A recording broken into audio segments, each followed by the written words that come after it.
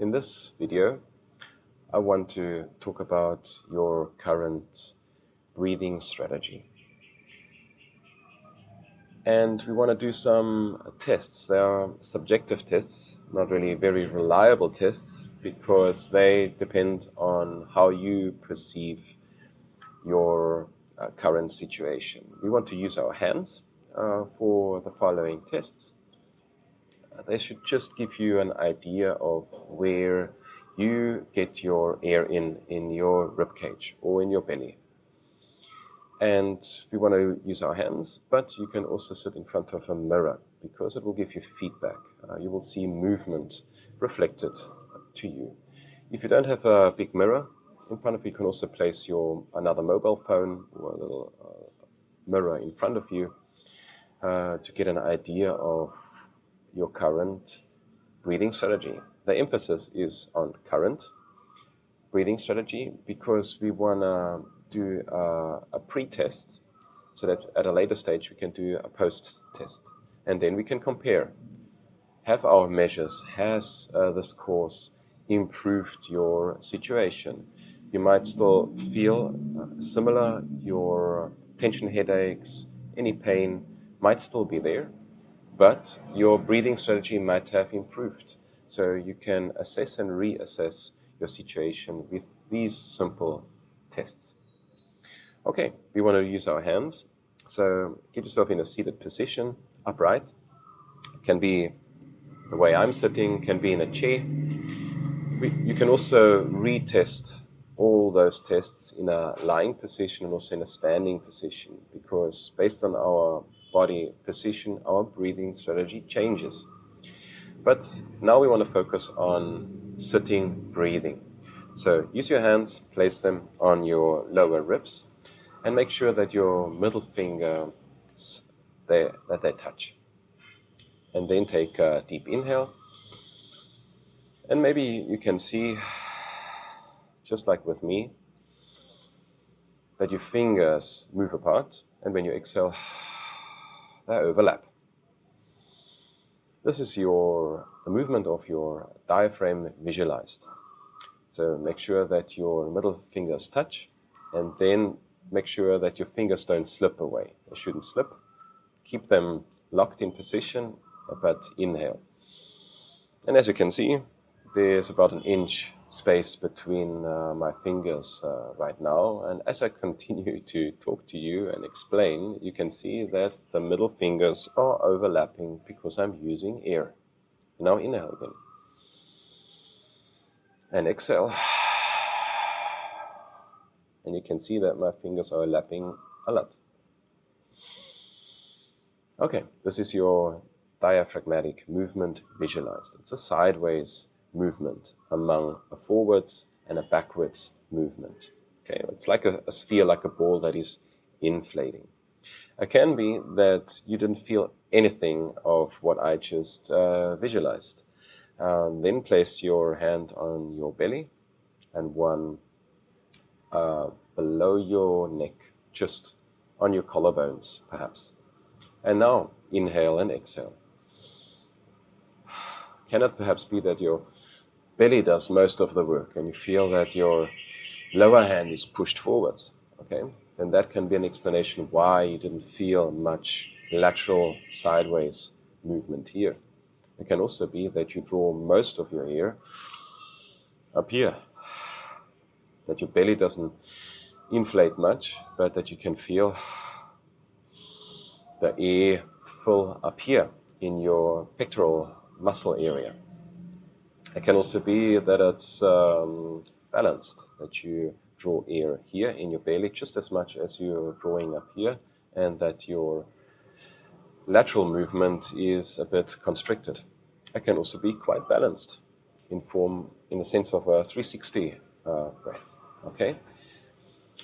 So in case you felt most activity up here, you can place your hands up here on your chest also so that your middle fingers touch. And now take a deep breath in. And if you also notice that your middle fingers move apart, then that can be indicative for a lot of air getting up here. your fingers move apart, and when you exhale, your fingers overlap again. All right. And if your belly doesn't move, if your rib cage doesn't move, and your shoulders lift, then that can be a sign that you draw most of your air up here. If that is the case, then we also want to place our hands below our armpits, like this, or like this, and take a deep breath in, and see if there's any movement here. It can also be that one side inflates better than the other. This will look like this. As you can see, my left side inflates better than my right. It can be the opposite. And no matter what your breathing strategy is, take a pen and paper and write it down. Under the armpits, left and right. Perhaps make 2 columns, left and right, and then on the side, every area. Where did you get more air in? Where was it restricted? You can say able to inflate, or restricted, or no movement at all. And then after the exercises in this course, you can reassess your situation. Has it improved? Has it improved? Can you inflate an area that was closed up prior to undergoing this course? And then we want to place hands on our shoulders and see, is there movement up here? Can you perhaps see through the mirror if your shoulders are moving up? If that is the case, then you can also place your index and middle finger here on the muscles of your neck. This is the SCM muscle. You can look it up in the internet. And is there any activity? Or is there none at all? And you feel it only kicking in towards the end, because that is the ideal case. We only want these neck muscles to kick in right at the end of your breath, because they are accessory muscles. They are auxiliary muscles. They should only assist in breathing. But it can be through habit and through posture in a rounded position. When you work in front of a screen most of your day, or you read a lot in a hunched position, then these muscles tend to kick in because your diaphragm can't really expand properly. All right, that can be an explanation now for tension headaches. That can be an explanation for grinding, for migraine, for tinnitus. But it can be an explanation. This is not a diagnosis. It will never replace any medical advice that you can get from your general practitioner or from a doctor that has specialized on breathing-related issues or headaches, of course. But if you consulted many doctors and many physios and osteos or whoever health expert you have consulted in the past, and your situation hasn't significantly improved, or only massage has helped you, or stretching your neck muscles, then follow this course. If it improves your state, great. If it doesn't, at least you know that you can exclude this path as well. All right? But my experience tells me that these exercises will at least improve the symptoms, will improve your current state. And if you do it daily, it can keep your headaches and your neck tension, whatever cause to your problems, whether it is lower back or shoulder issues, away, and most of my clients for good. If you felt activity here, then assess whether you can rotate your head well. Can you get your chin in one line with your shoulder? Or are you very restricted? Do you find it difficult to look over your shoulder when you're driving, checking if there are any oncoming cars? Can you tilt your head sideways? Does rotating or tilting increase the symptoms that you have? Please write it down on a piece of paper so that we can retest at a later stage. Now we want to move into a hunched position, in a rounded position, and check whether we can get air in our upper back. Because everywhere where we've got ribs, we've got potential to get air in.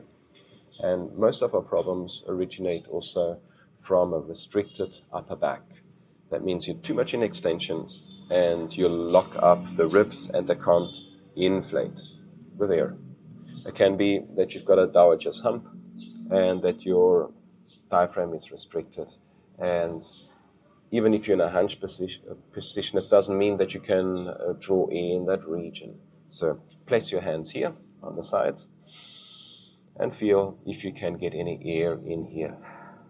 You can also move your fingers to your upper back if your shoulder mobility allows, as if you wanted to fasten your bra. Or for men, just try to reach as far up as you can and see if you can feel any muscle activity, if you can feel any expansion. Or maybe you can just feel bent over if your shoulder blades are moving apart. Or if you can feel anything stretch while you keep your belly tucked in. We don't want to inflate here, but keep the tension.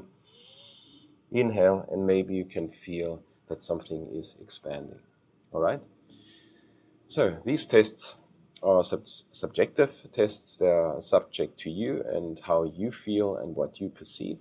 You can use a friend or a mirror to get a better idea. Your partner can even place their hands on your back while you do those exercises and see if they can feel expansion. That's what I do with my clients, with my patients. I place my hands on those areas and assess and write down where they can draw in so that I can compare and see if this concept, if the strategies I'm choosing to improve my clients' health and breathing situation really improved in a rather objective manner. All right, thank you for listening. You can watch this video again and again so that you can complete your list of test results.